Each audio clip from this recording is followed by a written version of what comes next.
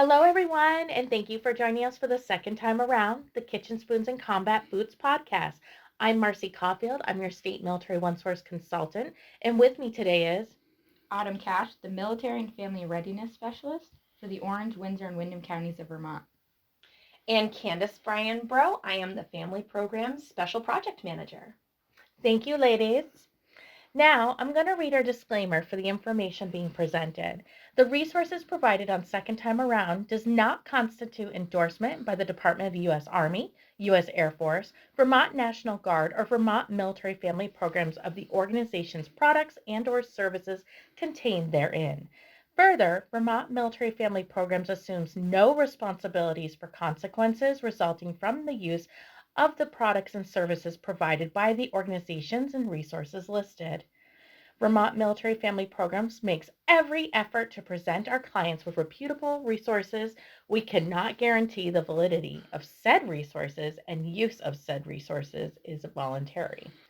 Each month, we feature a different topic. If anyone listening has suggestions for future topics or want us to cover something specific, please feel free to reach out to one of us via email. Our contact information can be found on the corresponding slide deck. At this time, I'm going to hand over the presentation to Brian Stoudnour to start us off for today's presentation. Hello, everybody. My name is Brian Stoudnour. I am the lead Child and Youth Program Coordinator with the Vermont National Guard. I am a government contractor, not an employee of the government. And today we are here to talk about your youth, our youth, and how hard being resilient is. Because being resilient, it is hard. It is a challenge. It is a chore. And so how can we help our kiddos to become better, more resilient youth? Like I said, being resilient is hard. And guess what? It's hard for your kids too. Not only that, but imagine going through life when your body and mind are constantly changing and shifting into a new and hopefully better you. Welcome your hormones and the adolescent you, or adolescent youth, your kids. Would you like for your kiddo to better be able to bounce back during or after a tough life event? How about managing and learning from a challenge? Do you find them having a poor attitude regarding themselves and their self-respect and self-compassion? If you answered yes to any of these, definitely follow along through our presentation. All right, what are we going to cover today? We're going to cover teens build resiliency by developing personal attitudes like self-respect and self-compassion, positive personal attitudes, social skills, having positive social skills, having positive thinking habits, and establishing and developing skills for getting things done. Task-oriented, focused, getting things done. Let's start with resilience. Resilience is the ability to bounce back during or after difficult times and get back to feeling as good as you did before, if not better. It's also the ability to adapt to difficult circumstances that you can't change and to keep you thriving on and moving forward. In fact, when you're resilient, you can often learn more from difficult situations. Your kiddo's resiliency can go up and down at different times and at different points throughout the year, as well as yours can. And I know you can definitely understand that and see that in yourself too, no doubt, right? And your child might be better at bouncing back from some challenges than others are, right? And just keep in mind that we are all individuals and that our resiliency, our natural resiliency level is very different depending on who we are.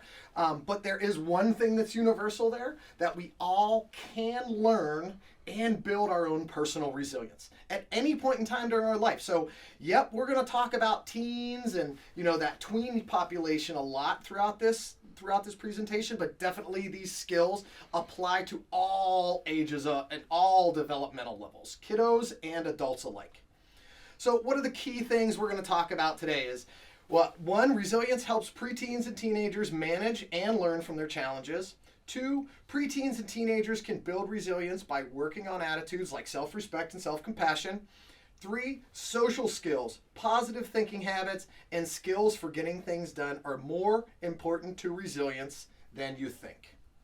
You can't always stop your child from experiencing problems or tough times, and you can't stop yourself from having those issues and challenges either in your daily life.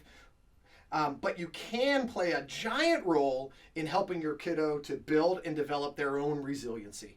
And in doing that, secret, in helping them to build and develop their personal resiliency, you're going to also build and develop your resiliency too.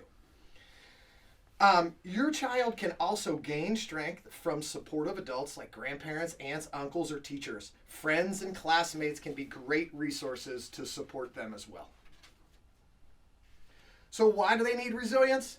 They need resilience for little challenges, right? Everyday challenges like arguments with friends or siblings, poor test results, losing a game of chess, just common things that would happen in everyday life. But they also need those resiliency skills to help them and assist them with big challenges, more serious challenges like a family breakdown, a significant member of your family or your friend circle is ill or has passed away.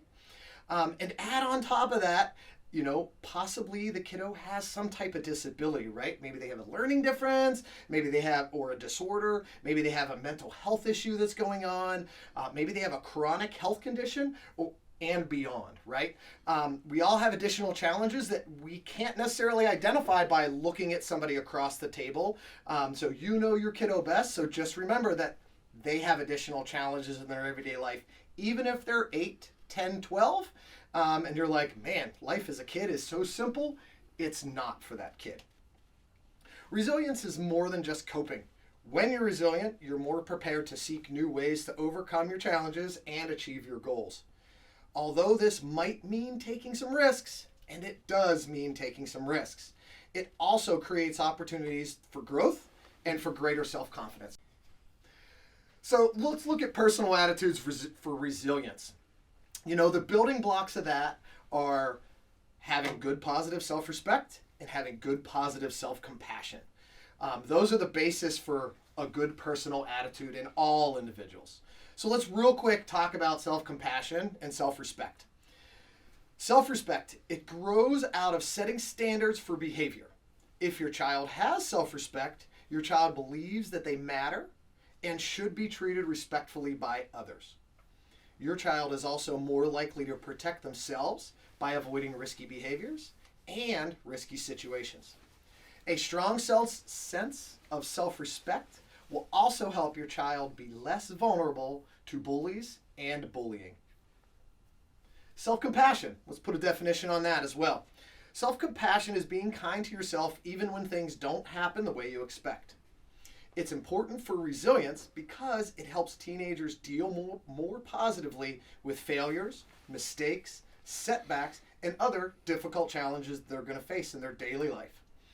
For example, if your child isn't picked for a sports team, they might feel disappointed.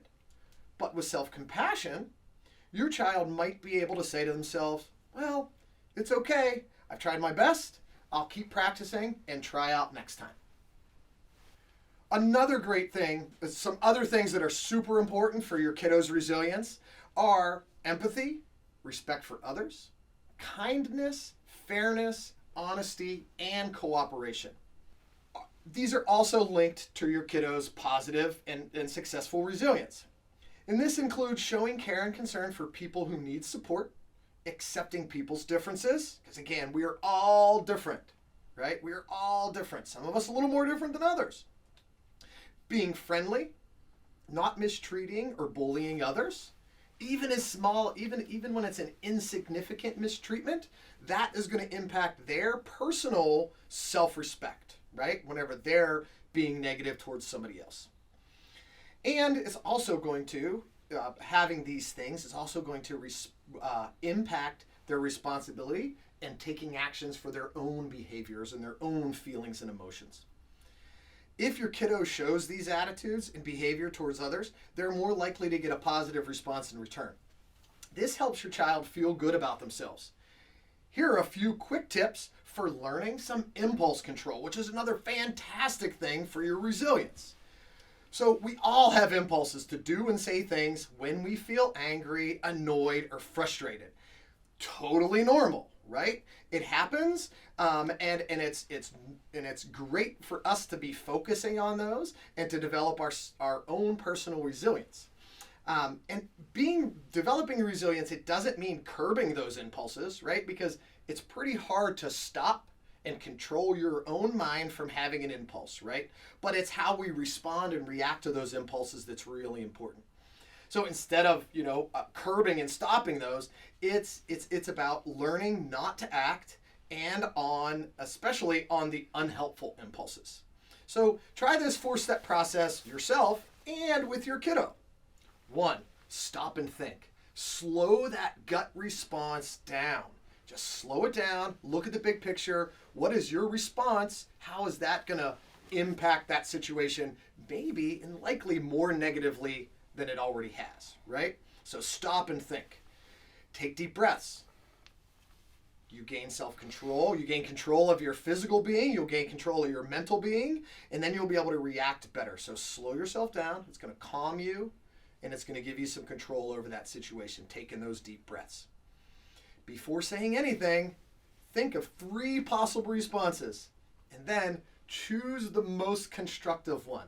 So constructive is which one is going to help the situation and you in that situation, your personal being in that situation, the best, the most, right? And also not also discounting that interaction and those impacts on the others around you, right? So think what's going to be the most responsible response, what's going to have the most possible positive reaction, right?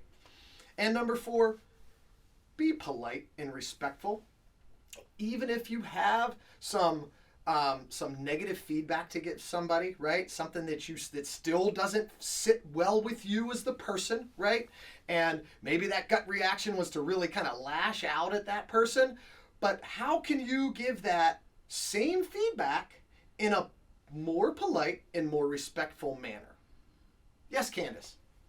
So I actually, I think our chaplain gave some really good tips recently relating to this. One of the things that he said was you could start writing a letter, even if that letter's like really negative. If you start writing that letter and then 48 hours later you go back to that letter, you can then either 1, choose to send it, which might not be the best choice, but you can edit it and go back and kind of choose what from that was in fact super emotional and which parts of it, are more relative to the actual what's going on. What is it you actually want to say? Because, what you're feeling in the moment might not necessarily be what it is you're trying to say. Right. And this sounds like another great thing that might work for one of these 4 is using the the I statements. Yeah. Yep. Where you're saying, I feel X, activating emotion, I think is the term that's used when this thing happens. I find that people find that much more respective and positive when you're putting the onus kind of on yourself and you're making it about your feelings and what you heard and allowing the other person. Marcy, what was it that that one spouse said at Yellow Ribbon? Something about let the sender say what the intent is. Yeah, the intent of the actual message. That gives the individual to say what their intent was of that message. Right. I don't know. And to take the assumption out of it because they are delivering the intention of how they want it to be perceived. Nice. Thank you. Cool. Yeah, I've definitely written letters and not sent them before. And I was very thankful for not sending that letter after I reviewed it the next day. And that's something, that brings up another good point here is that, when you're talking with your youth and for yourself, right, is separating those emotions and those feelings from what your real point is you're trying to get across. What is the real and true impact, right, of that statement that was said to you or that suggestion that evoked those emotions and those feelings out of you, and being able to separate those things and say, I'm feeling angry right now and here's why, but then being able yourself and teaching your kiddo to then take a step back. Well, why did that make you angry? Because that's really the subset of that's really not the subset. That's really what the issue is what got you to those feelings, not how you're feeling. Because more than likely, especially for teens, right, they hear things and they're going to react. You know, they're reactionary. Again, their whole body and mind is changing every day. So they're in reactionary mode, surviving mode. So let's help them to be able to get to that thriving mode and be able to identify and point out and distinguish their feelings and emotions from what the real issue is, right? And always remember here, folks, that you as the adult, right, as the caregiver, the provider for your kiddo, it's super important for you and for them, for you to have a strong relationship, a strong loving relationship with them, and staying connected with them it's really the basis of all the qualities of them becoming a resilient person, right? And the qualities and values in your child, if you show your child love and respect, they'll be more likely to care for themselves and others, just like you're caring and respecting them. Moving on to social skills. Social skills are critical to their resilience and critical to their emotional and physical development, right? They're another, again, yeah. These social skills include skills for making and keeping friends and family, sorting out conflict, and working well in teams and groups, which they're going to do for the rest of their lives, right? They're going to. No matter how much of a video gamer and a screen addict you think they are, because mine are, they will have social interactions with real people in real person, so they need social skills, right? So when your kiddo has good relationships at school and gets involved in community groups, sports, teams, or art activities, right, fine arts, they have more chances to develop these connections, and they also develop a greater sense of belonging to the community, which whatever that community is, right? It's going to deepen and strengthen their roots. Those social connections also mean that your child will probably have more people they trust when they want to talk about things that worry or upset them. And having trusted adults, trusting relationships, relationships with people that they trust are really important, because kids need to talk. Teenagers need to talk. Specifically, and maybe even more specifically, teenage males need to talk. I know that when I was a teenager, and that's all I can experience is my own male self as a teenager, I didn't want to talk to anybody. I didn't want to talk to anybody. I certainly didn't want to talk to my mother. And that was the adult in the house, was my mother, was the person I should have been talking to. So, and that was how I felt about it. I could have allowed my mother in, and I chose not to. And that was me. 100% that was me. But having that and establishing that relationship earlier in their years is easier to do for you and for them, and then just try to maintain that as you move through into the teenage years and into their adult life, right? So what does good friends, and why are good friends and friendships important to preteens and teenagers? Cool. Beyond the positive things that the essential things that this provides kiddos as far as developing their positive resilience and increased resilience goes, this is also gives them having positive peer and adult relationships, also provides them with an increased sense of confidence, security, and comfort with other groups and other communities. It provides them, like I was talking about a little earlier, mention about having a safe space to talk as they move through their adolescent into their pubescent times. When they're going through puberty, they're going to be going through a lot of physical and mental changes, and they're going to need somebody that's trusted at their side that they can talk to, right? Trusted at their side that they can talk to.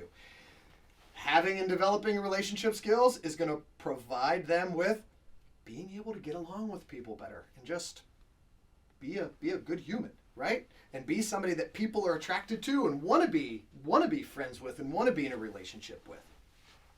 It's going to provide them with experience in their early romantic and sexual relationships. Again, as they're moving into their puberty and into their teenage years, they're going to start looking at, they're going to start looking for potentially a romantic relationship with another person, and you're going to have to help them and be there for them. And if you're not the person for it, which is totally cool, then you need to help them identify another strong adult, positive adult that can be there for them, for that kind of stuff. You know, teenagers might be focused on their friends, but they still need you. They still need your support to help build them up positively, and to help build and maintain that positive and supportive friendship.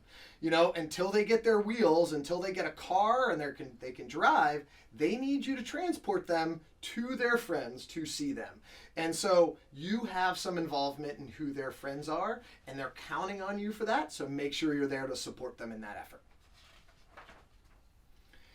You know, good parent-child relationships tend to lead to children having positive relationships with peers and with adults. So being warm and supportive, staying connected, and actively listening to your child can help them develop these skills. You'll also be better able to support your child if a problem comes up within one of their friendships. You know, being a good role model, I'm going to say this a couple of times throughout this, we're the adults are here to be good role models for them, and that's super important. Parents who are keen to spend time with their own friends are more likely to have children with healthy friendships as well. It's also important for your kiddo to see you looking out for your friends and showing that friendship is a two-way thing, right? If they hear you reaching out to your friend whenever you haven't chatted with them in a while, they're more than likely to reach out to their friend also. Just bear that in mind. You know, anytime you get the opportunity, providing praise to your kiddo is going to be very beneficial to them, right? And especially providing praise to them or offering praise to them whenever you see them being fair, whenever you see them being trusted or trusting towards a friend or a family member, and when they're being supportive of somebody else's wishes and desires. By you providing them that praise, that's going to encourage them to keep working harder on those positive social gains and those positive social interests. Be aware that not all kiddos, not all people have a really big circle of friends. They may just have one or two close friends. They might not have a desire to socialize in a large group, and that is totally okay. Remember, we're all different people. We're all individuals here, right? You're not raising yourself. You're raising your kiddo, right? You're not helping your child or the teen in your life become a new you. We've already got one. Let's let them be their own them, right? So they might just have one or two close friends, and that is fine, right? If they're like this, but if they have one or two friends, but they seem generally happy and content with their social sphere, there's no need to go any further, right? Another thing, get to know your kiddo's friends. Get to know them. This shows your kiddo that you respect who their friends are. You respect the choices they're making. And it shows them that you also value them having positive relationships, right? And you can do this in many different ways by inviting the kiddos over to the house, or whenever you drop them off at their friend's house, you go and just check in with that parent and that kid and see how they're doing. There's lots of different ways that you can be involved in your kiddos' relationships that they have with their friends without being obtrusive. But again, don't be obtrusive. Maybe you're finding your kiddo is socially challenged, right? Maybe they're having friends, they're having issues making friends, and they're worried about it. You're worried about it.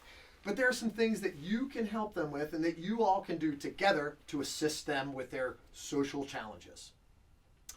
Think about your kiddo's interests and their strengths. Based on this, you can look for new extracurricular activities for your child and encourage them to join a new club, right? Really important for them to find their niche in it, because if they're in a circle of friends or a group of people and they aren't able to be themselves and to show what their strengths are, then it's going to be harder for them to make friends. It's going to be more challenging. So work with their strengths on identifying where they might fit into a group a little bit better. mixing with people who share the same, like I just said, share similar interests. It's a great way to start new friendships and also to build their confidence, and it'll build yours in them too. Spend time with extended family and family friends. Plan a barbecue or outing where your child can spend time with people they already know, but in a more intimate environment. And that's just going to help them to develop their self-confidence, right? And that'll then encourage them that, hey, maybe I can have this relationship with other people and I can extend beyond the immediate family, beyond the circle of close family friends. Help your child plan an activity with friends. Have them be the leader of the day, right? And don't identify them as the leader of the day when with their friends, but allow them to plan the fun that they think is going to engage the kiddos that they want to make friends with. And it could be watching a movie at your house. It could be having them over for a sleepover. Bake a cake in the afternoon with a group of friends. Playing some sort of sport at a local park or in your backyard. Riding bikes, skateboards, going bowling. There are lots of different ways that they can arrange to gather a group of kiddos together, right? Make sure that your kiddo feels comfortable inviting friends home. How can you do that? Ask them what they need to feel comfortable by inviting friends over. And do what you can accommodate within reason, right? If they're going to tell you, I need a $30,000 gaming room to invite friends over, maybe not laugh at them out loud, laugh at them inside, but later tell them, that's somewhat ridiculous. That's fair to say to them. Somewhat ridiculous. Maybe we can pare that down by like $30,000 and we can figure out something in our living room that we already have. And then go from there. And if they keep pushing it, they can get a job when they're able to. And they can have their own recording studio in their house whenever they have one. That's one of the ones I've been getting lately at home. If you couldn't tell. Think about, how can they engage casually in a working environment? Maybe there's a volunteer opportunity at a local community organization that they can go to and volunteer doing something they love, helping the community, and at the same time, they're gaining relationships with the other people that are doing the same thing as they are, right beside them, right? Try to work out whether there are particular issues that are making it difficult for your kiddo to make friends, like a lack of opportunity, social skills or confidence, which we're working on their social skills, right?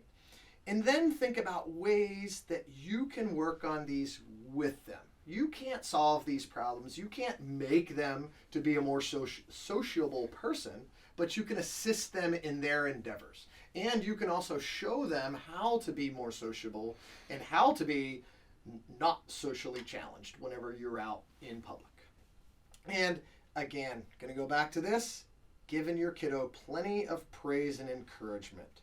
And try to not pressure them about friends or constantly discuss the situation. Why? If you're constantly going over the situation again and again with them, that's going to seem to them like you're harping on them, because you kind of are.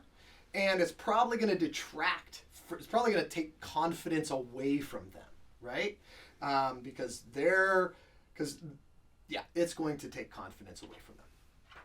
And to close out relationships, not all relationships, not all friendships are positive or good for kiddos or for adults.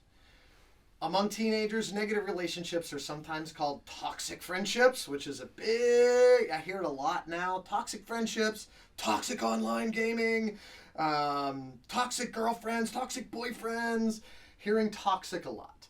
And so negative relationships are sometimes called toxic friendships, and the people in them are called frenemies. And your child might need help to avoid or deal with toxic friendships. I know that in my home, last year, my 12-year-old was having issues with his best friend. They were becoming toxic to each other, honestly. And now, once I started investigating it and talking to the teachers and the parent in the classroom, my son was doing just as much to his buddy as his buddy was doing to him. And my wife's son and I had a conversation about maybe just taking a break from your good buddy for a little while. He talked to his little buddy, told him his buddy, it wasn't his little buddy, his buddy, and they took a little break to where they weren't all up in each other's business all the time at school. And 3 weeks later, he came home and he was just telling me about his buddy again, and not in a positive way, not in a negative way. So sometimes, as you all know, if you've been in long relationships with people, sometimes you just need to take a little time out from that person and take a little breather, and then you're able to come back to it. Marcy. So, Brian, I have a question, because this happened with my kiddo, where, like, you know, he was somewhat friends over the years, and then, of course, with hormones, it's a transitioning year for him. And the teacher, like, I told him to take a break and kind of step away, but his main homeroom teacher continues to place him and the buddy in the same environment when really they need the space. And I'm finding that even though I communicated, because they changed different classes and different teachers, that inevitably him and Buddy tend to end up together because they have the same learning experience and level of understanding in classes, that they tend to be in the same groups. What do you suggest on handling those type of situations? Yeah, so I'd before I would, or maybe simultaneously, as I would contact the teacher, I would talk to my kiddo and have my kiddo talk to the teacher as well, and say, hey, me and Josephine are we're starting to butt heads a little bit. I think maybe we've been spending a little too much time together, or we are, maybe it's not that. Maybe they're just starting to develop a separate points of views on things. Totally acceptable, totally fine. That's what makes the world great. We should have different views and different experiences and different thoughts. But having the child, right, having your kiddo, Marcy, advocate for themselves might go a little further than your email to the teachers. But then he's going to have to do that and advocate for himself with each of the teachers individually, probably. Teachers are super busy. And if they get an email if only one of them out of their teaching team of 5 gets the email, that one teacher, it not unheard of, but is unlikely to pass that message on to the other 4. And so having them advocate for themselves with each teacher individually is great. And if they see it setting up for that way, maybe the 2 kiddos can agree to just be on opposite sides of the table. And kind of do it within the small group itself. Great, thank you. Yeah, hopefully that was helpful, Marcy. It was. All right, so we're talking about relationships. We've been talking about the friend relationship. Well, there's also getting that friend-parent balance. As your tween grows into a teen, grows into an adult, they're going to, and I'm sorry, moms and dads and aunts and uncles and grandpas out there, they're going to spend less and less time with you as they're developing those other relationships, right? And at first you might think like, hallelujah, I'm free. That won't last long from what I hear and what I've seen from my peers that have older children than I do. And I see it already I feel it already in myself with my 12-year-old who's starting to take a little bit more time with his friends and less time with us. So they need to find that friend-parent balance. And you, again, you're their role model, and you need to help them find this, right? So they still do need you, and they need that secure base that you provide them. You're their rock, right? You're their rock. And so what you can do is help being interested and available to them whenever they're interested and available for you is critical, right? And that might come at a time that you're not super stoked on, but you should take that time with them then, right? Don't wait until it's convenient for you. Make it convenient for them, because if you make it inconvenient for them, they're less likely to come back next time. Right? They're less likely to come back next time. So they do share a lot they do share a lot with and copy a great deal from their friends, so be aware of that. You're going to see new behaviors out of them as they develop these new relationships with other kiddos, and as they grow into their own being, they're going to start to have their own behaviors, their own thoughts, their own opinions about things, and we need to be there to support them, right? We need to be there to support them. You don't have to agree with it, but you need to be able to support it, okay? So find a way you can do it. Their appearance or their interest to show that they belong to a certain group of friends might change. Again, it's okay for them to try these things out, right? Just so it's socially acceptable and it's appropriate for the environment that they're going into, and you deem it's appropriate for your home and for your family, which you might have to reframe and rethink about what you think is appropriate and possible for your family, because I know, being a parent, an adult now, that it's very different than what was socially acceptable and possible back when I was a kiddo and a teenager in the 90s, right? In the early 90s. So things have changed a whole lot. And so they may change these things, and as long as your child isn't doing anything destructive or dangerous, it's these kind of behaviors, they often show that your kiddo feels supported and confident enough for them to try new things. It's also super normal for friendships to change. They could come home one day and they could say, this friend's out, this one's in, new game. It might happen. It probably will happen. And that's okay for them, right? Yep, you might have questions for them, but you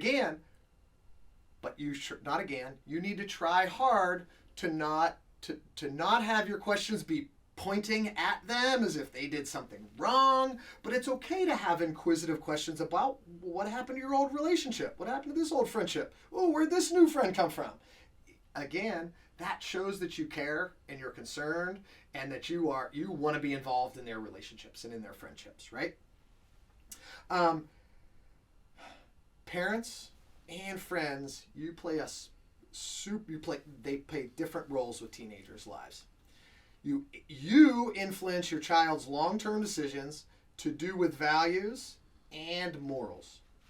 Your kiddo's friends are more likely to influence their short-term choices, like their appearance, their interests, music interests, what they're reading, what they're playing online, what sports they play might change, what they do after school might change, and that's going to be because of their friends, right? They're trying to make new friends. They're trying to stick with the friends they have, so they're going to mold and adapt to them, right? And your kids' friends, they're doing the same thing and molding and adapting parts of your kiddo just like they are of yours, right?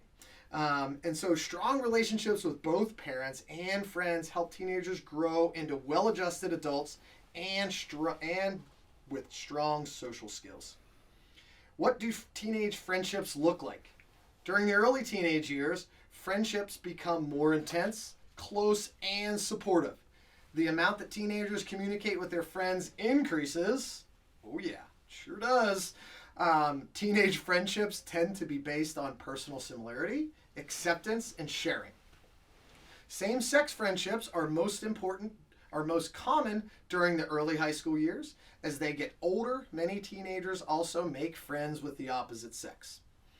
The internet and social media lets teenagers, listen to this, parents, especially those from my age, in my age range, the internet and social media let teenagers make and maintain friendships.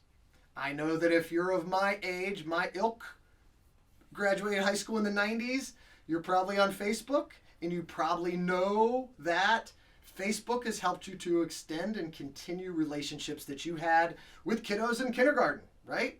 And in high school that you wouldn't have had, that our parents didn't have in the 90s, right? And so it is a natural extension of their offline and face-to-face interactions. And I know that's something that I'm still managing my expectations of as a parent of a teen. Next one, positive thinking habits. Positive thinking habits need to be realistic, they need to be rational, and they need to be thinking on the bright side, or with a glass half full, or through rose-colored glasses. I'm going to start that one over.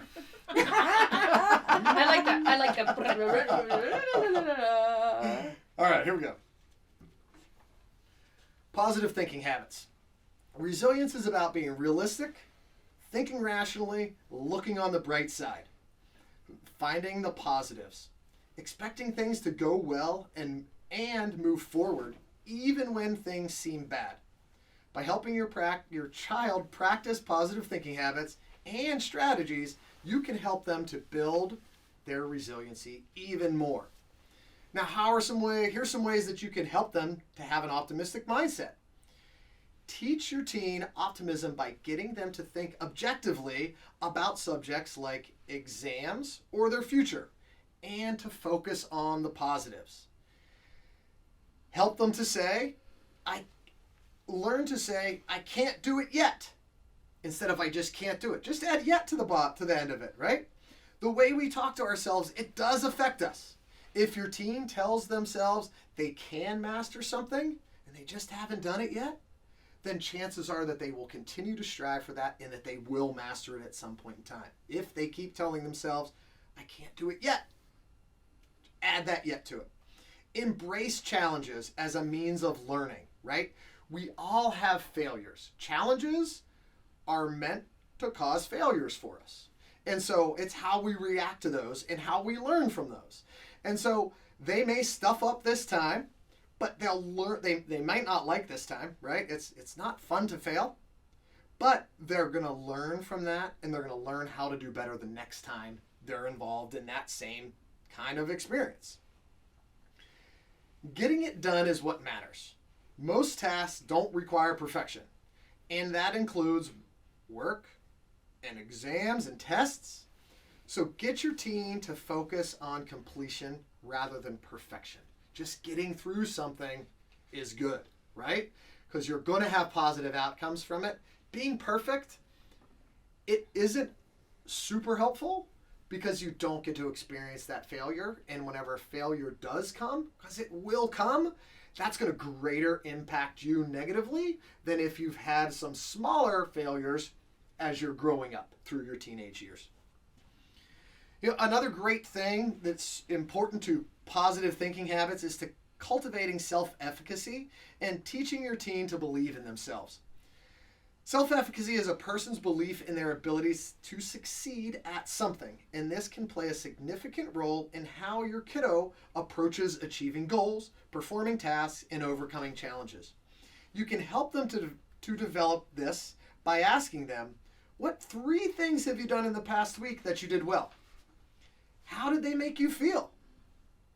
What 3 things have you completed in the past few months that other people have noticed? How did that make you feel?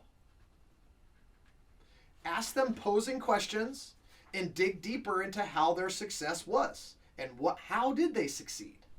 We also need to keep things in perspective, right? A reality check. We got to keep things realistic and in perspective. When your kiddo is upset, you can help them keep things in perspective by focusing on facts and reality. For example, you could try gently asking, I know you must be feeling disappointed, but does this really matter as much as you think it does? On a scale from 1 to 10, how bad is it really, with 10 being the worst thing you've ever experienced in your life? So give them a little perspective, give them a little boundaries or a little box to kind of put that in so that they can be realistic about it for their own well-being, right? For their own well-being, so they're not beating themselves up about whatever that challenge was. There's an importance of thinking in ways that are flexible and accurate. In a world where the landscape is continually shifting, flexible thinking goes a long way to helping your kiddo become more resilient. Being able to come up with a plan B or plan C will relieve pressure on them when they're considering what comes next. Tips to help them be a little bit more flexible. Recognize that others may look differently at things. They do a lot, right? Again, we're all individuals. This is going to encourage them to consider what others are looking for.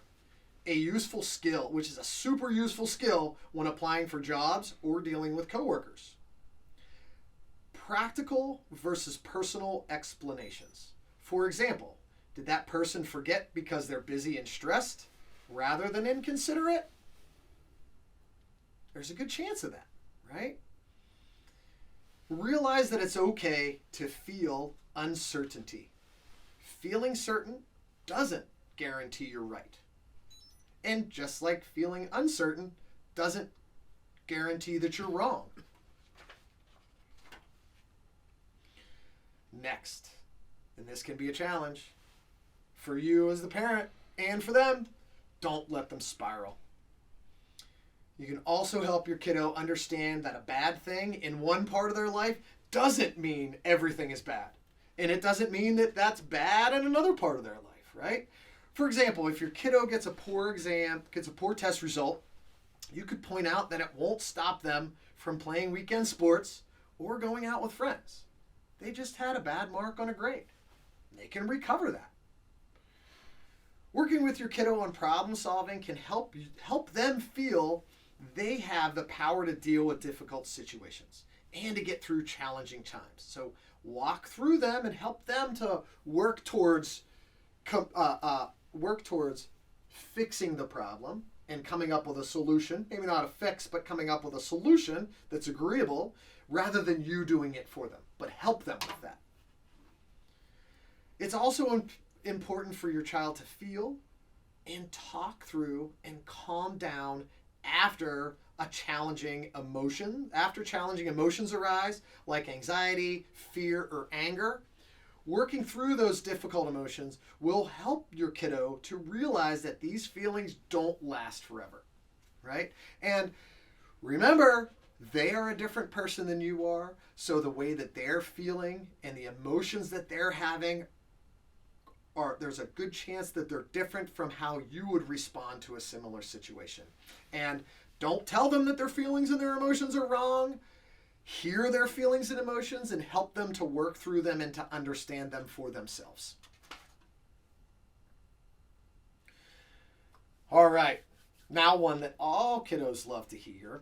Turn that frown upside down. All right, maybe at least get it a neutral face, and so they're not just so pouty and mad and angry about stuff. They're going to need to become comfortable with their own feelings and be able to express them appropriately. So we need to help them to understand that they're in control of their emotions and their thoughts, not the other way around, right? Like, we drive the bus, our thoughts and emotions and feelings don't drive the bus for us, okay? We drive the bus. We can control our own emotions, thoughts, and feelings, not that of others. So how can we do that? Naming, so some things to help them do that. Naming without blaming. For instance, saying, I feel really frustrated, but not blaming the emotion on someone else or something else. That can really lessen the intensity of that emotion, right? So naming it and not blaming somebody else or something else. Taking a pause and focusing on that thought, on a thought.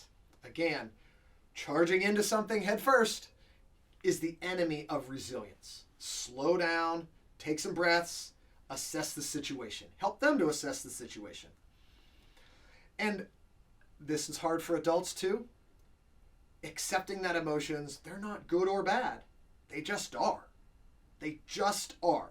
Again, we can't control what our feelings are. We can control our thoughts and a little bit what emotions we let out, but we can't really stop how our body and how our mind reacts to something, right? Or how mind reacts to something. But you can slow yourself down and understand that emotions aren't good or bad.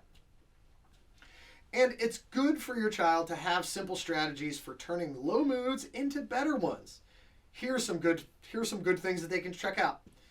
Do things you enjoy or that help you relax, like watching something funny on YouTube or reading a good book, maybe that'll help you slow down. Spend time with friends or supportive people. Do something kind for someone else.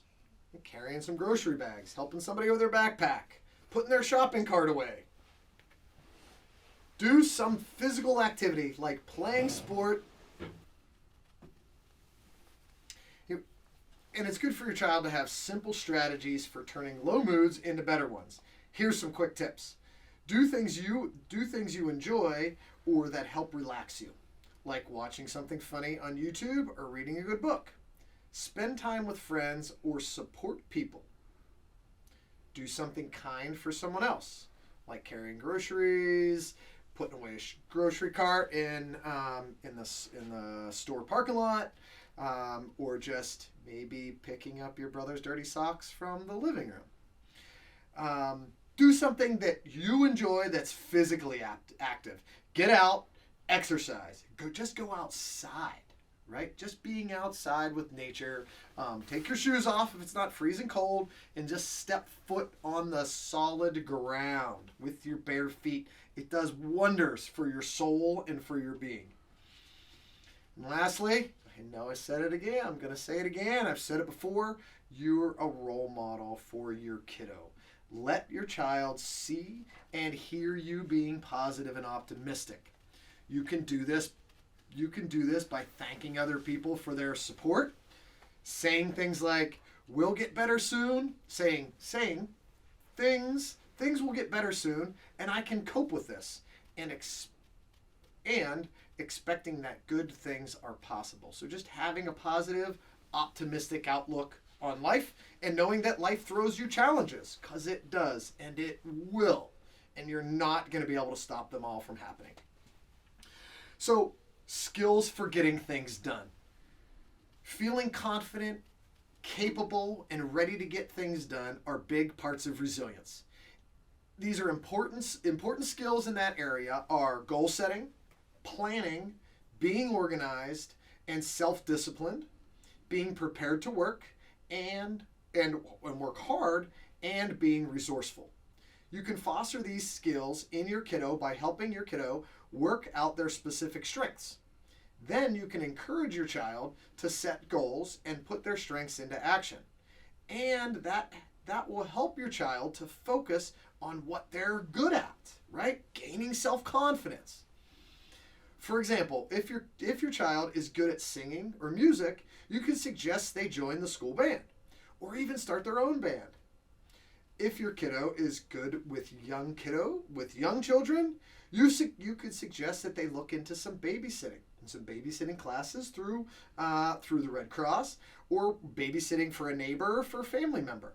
And that babysitting doesn't necessarily have to be that the parents are gone, right? That the adults in the house are gone from the home. Maybe they just want to take a walk around in the yard. Maybe they want to mow the lawn, and you can jump in and start out your early babysitting career by just helping around the house and engaging with that younger child while the parental units in that house are doing something else. Support your child for taking on new and extra responsibilities. It's a great way for them to build their confidence and sense of what they can do. Maybe they can take on a leadership role at school, and as they get older, into the 15, 16 age, maybe they can start looking into possibly having a part-time job to help them, both with their social experience and with their confidence, and they're going to earn some money, which they'll be stoked to do too. You know, challenges, they really are a normal part of life. And young people, they have to learn to cope with them by themselves. They won't have you there every day, right, for the rest of their lives. Thank goodness, I think, right? But they do need you. And so let your child have a go at sorting out their own problems before you step in. Making mistakes is part of that learning process. Seek support when they need it or when you do. We all need help at times. Resilient people know when to ask for help and will reach out to others when they're going through a rough time. You can encourage your kiddo to ask for support when they need it and acknowledge and reward them when they seek it. Again, being resilient's wicked hard. You know that, and you see that in your kiddo. It's hard. But we now, hopefully now, you have some skills to help them to be a better person and to be a better kiddo. Remember to lead from the front, right? Lead from the front, lead by example, but walk and talk beside them, right? Shoulder to shoulder conversations. Don't stand over top of them. If anything, sit on the floor and be lower than they are. But walk and talk beside them, but lead from the front, right? Talk with your kiddo about your own experiences, your own hardships, your own failures, your own challenges that you feel comfortable sharing, of course, right? And age and developmentally appropriate to share with them, but share with them your experience. It also doesn't hurt to drop a few names of famous people that have had challenges and struggles. And if you know the famous people that they're attracted to, that they're keen on, that they like, their favorites, I'm sure if you did a quick Google search, you could find some challenges that they've had to overcome. And those would be even better examples than throwing up a suggestion of a rock star from whenever you were a kid in the 90s, and they're going to look at you and be like, who is that? I have no idea. So make it relevant to them. You know, some of the most successful people of all time have had to deal with rejection and failure, and then had to work through that to get back on top of their game. So the examples are out there. Just open up your phone, open up your computer, and you can seek them out for your kiddo. Questions, thoughts, comments? Thanks everybody for being here. I appreciate your time, your energy, and your efforts. Hopefully this helped you out and you got some tidbits and some thoughts and suggestions for you to help yourself and to help your kiddo. Again, check out the Child and Youth. Brian. Hey everybody, thank you. My name is Brian Stoudnour. Here's my contact information on the slide in front of you there. Thanks for taking time to be part of this today. Again, my name is Brian Stoudnour, Lead Child and Youth Program Coordinator with the Vermont National Guard. Thank you and have a fantastic day. Thank you so much for listening to our second time around Kitchen Spoons and Combat Boots podcast. And thank you to the Vermont National Guard 40th Army Band for their use of the recording studio. We hope you found the information useful and informative. And remember, the Kitchen Spoons and Combat Boots holds their regular webinar the first Wednesday of each month at 7 p.m. The podcast can be found on the Family Programs website at www.ngfamily.vt.gov. Be sure to check back often as we continually add valuable information to help fill your personal toolbox. Thanks again, and we'll see you the second time around.